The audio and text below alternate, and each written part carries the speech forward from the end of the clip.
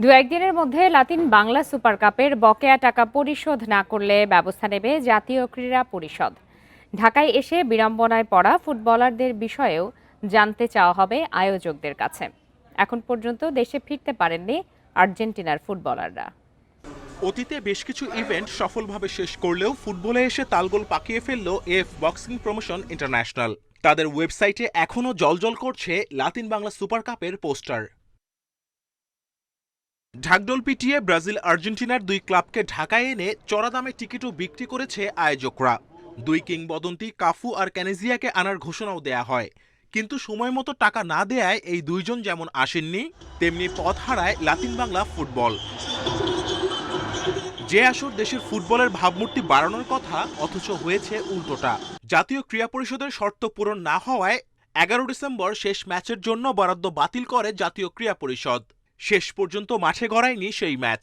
তাদের টিকেটের ব্যবস্থা করার জন্য আমরা বাফুকে বলেছি এবং যারা অর্গানাইজার তাদেরকে বলেছি আমরা, এবং তাদেরকে এটা বলেছি যে এটার মানে এটা রেজাল্ট আপনারা যেটা করছেন সেটার রেজাল্ট কিন্তু ভয়াবহ। যেহেতু তারা টাকা দিতে পারেনি, প্লেনের টিকিট করে দিতে পারেনি, এটা সম্পূর্ণ তাদের উপরে বর্তায়।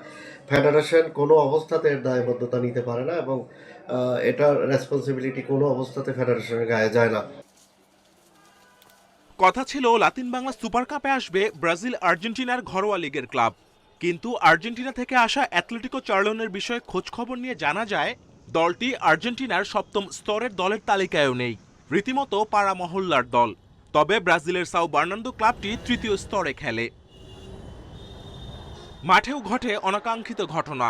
প্রীতি ম্যাচেও আর্জেন্টিনার খেলোয়াড়দের সঙ্গে বাংলাদেশের ফুটবলারদের মারামারির ঘটনা ছিল দৃষ্টিকটু। এটা যে না রাখলে এটা সমস্যা হয়, আমার মনে হয় তাদের সেই উপলব্ধিটাও নয়। তবে আপনি জেনে রাখেন, আমরা এই ব্যাপারে আমাদের উপরের থেকে আমাদের কঠোর নির্দেশ, আমরা কোনো ছাড় দেবো না। তারা কোনো ব্যবস্থা না নেয়, আমরা ইনশাল্লাহ আমরা দ্রুত ওনাদের বিরুদ্ধে আমরা ব্যবস্থা নেব। অতিথি দুই ক্লাবের বিড়ম্বনার এখানেই শেষ নয়। হোটেলের বিল বাকি, রিটার্ন টিকিট নেই, রীতিমতো জিম্মি দশা, যা এখনো পুরোপুরি সমাধান হয়নি। বাংলাদেশের ফুটবল যখন ইতিবাচক বার্তা দিচ্ছে, তখন এমন ঘটনায় বিব্রত পুরো ক্রীড়াঙ্গন। Kamrul Hasnat, Independent News, Dhaka.